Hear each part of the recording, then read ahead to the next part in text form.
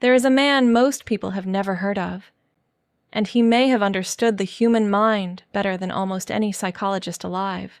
He never wrote a research paper, never held a PhD, never stood behind a lectern at a university. He stood in ballrooms.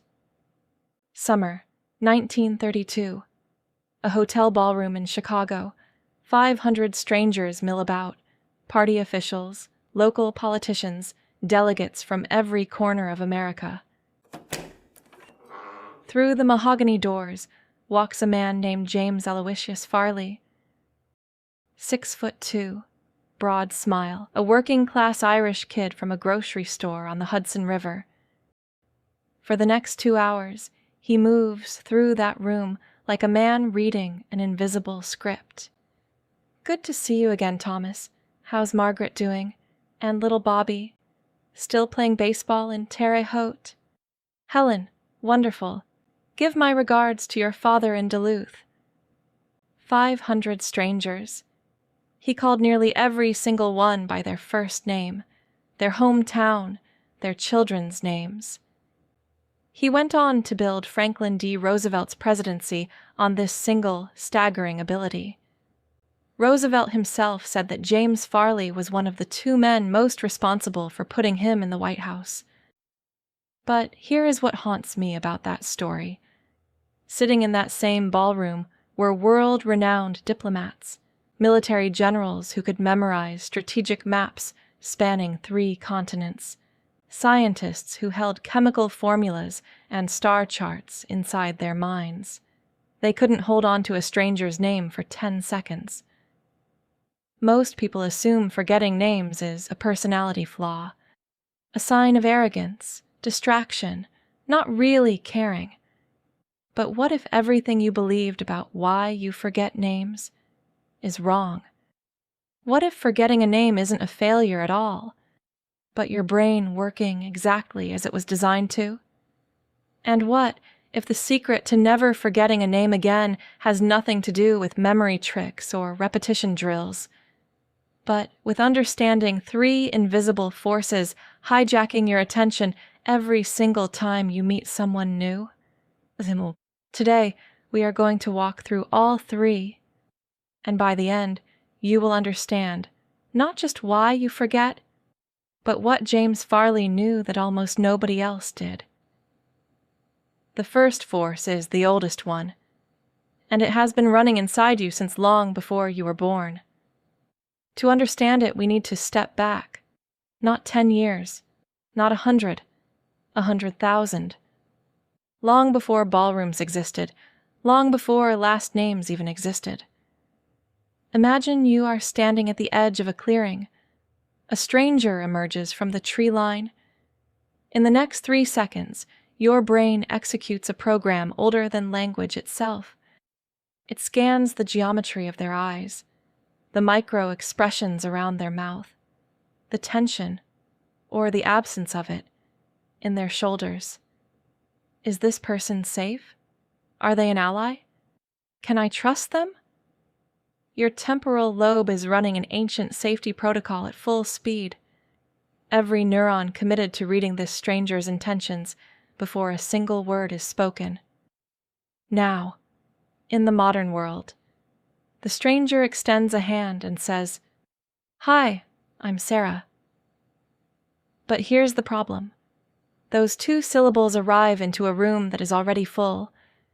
Your brain is still finishing its ancient audit, still reading the story written in her posture, the warmth in her smile, the firmness of her grip, the quiet signals of trustworthiness encoded across 1,000 subtle cues.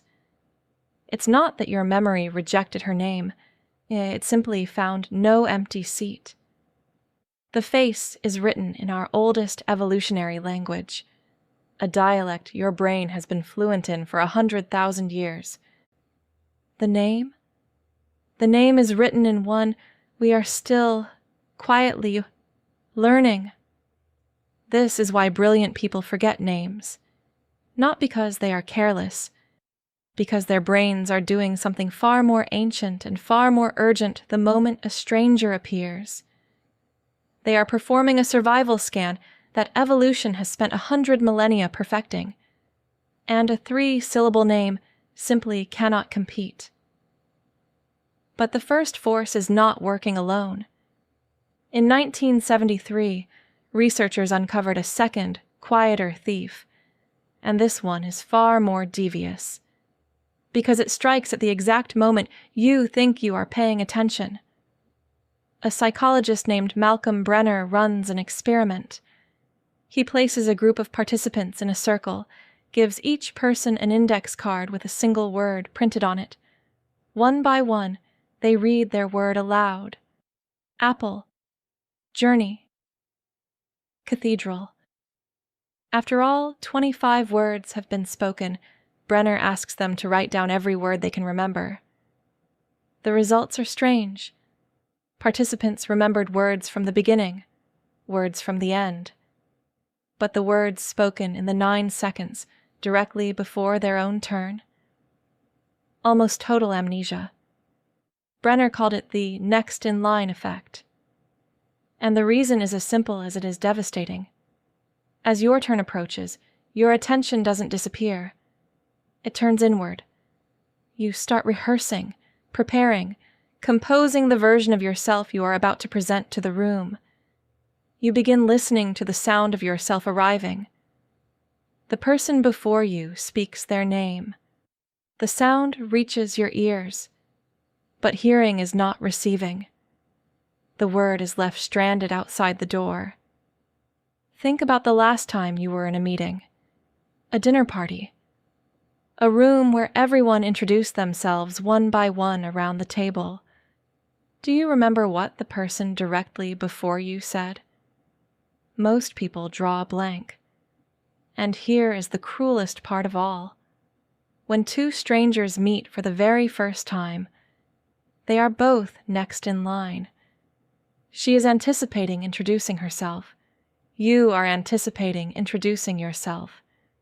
Two people speaking into the void, each one standing outside the other's locked door. Her name leaves her mouth and evaporates before it ever lands. And neither of you ever knew it happened. So we have two forces. An ancient brain running a survival scan before a word is spoken. A nervous mind already composing its own performance. But there is a third force. And this one is the most surprising of all. Because it doesn't just explain why you forget names. It explains why the smartest people in the room forget them fastest. A name, spoken once in isolation, is an island. It has no plot, no color, no emotional current running through it. It is a sound without a story. And neuroscience tells us something critical here. For your brain to move any piece of information from short-term awareness into long-term storage, it requires a chemical signal, this dopamine, emotional resonance, meaning. Without that signal, the information simply dissolves. No filing, no storage, no retrieval, gone. This is why you will forget someone's name in 3 seconds. But remember the story about their disastrous wedding in Costa Rica for 30 years. The story triggered meaning. The name triggered nothing. And here is the paradox that changes everything. The minds that lose names the fastest are often the ones designed for the deepest, most associative thinking. If your brain is built for patterns, for connections, for narratives that stretch across time and meaning, a floating, contextless label has nowhere to stick. There is no hook, no story, no chemical signal fired, and so it falls. It is not a flaw. It is a feature of a mind designed to see the bigger picture. Which brings us back to James Farley. And the question that started all of this: how did a working-class kid from a small town on the Hudson River outperform generals, diplomats, and scientists at the one social skill that mattered most? He didn't have a superhuman brain. He didn't have a photographic memory. He had a system built around a single insight. After every meeting, every trip, every handshake, Farley took notes. He wrote down names, hometowns, spouses, children's names, hobbies, details. He reviewed them on train rides, before events, in the quiet moments between engagements. He sent thousands of personal letters every year, each one signed in his signature green ink, each one written as if the recipient was the only person in the world. He was building bridges. He was giving every name a story, a place, a human life attached to it. He was providing the one thing a raw name never carries on its own: meaning. And that is the architecture of remembering. Not tricks, not repetition drills, not memory palace exercises. A deliberate decision to make a name mean something, then to connect it to a place, a story, a detail that makes this person more than a sound. Repeat their name in the first minute. Link it to something you already know. Find one detail about them that makes the name feel like it belongs to a human being. Write it down afterward. Build the bridge yourself, because the brain will not build it for you. But here is the thing I really want you to sit with.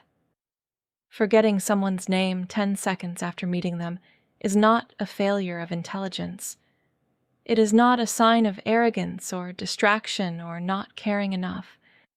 It is the natural consequence of a brain doing exactly what it was designed to do, reading the human being standing in front of you. You were running the ancient scan. You were preparing to be seen. You were searching for meaning in a moment that offered none yet. You weren't ignoring them. You were trying to understand them. And that instinct, that pull toward reading a human being before processing their label, is not a flaw to correct. It is the most human thing about you. James Farley understood this better than anyone. He didn't remember names because he had a gift. He remembered names because he decided that every person he met deserved to be more than a face in a crowd. He gave them a story. He gave them a place. He gave them meaning. And in doing so, he gave them something even rarer: the feeling of being truly seen. That is what this was always about. Not memory. Not technique. Attention. The name will come, or you will ask again, and that is okay. Because you are not just trying to remember a sound. You are choosing to see them.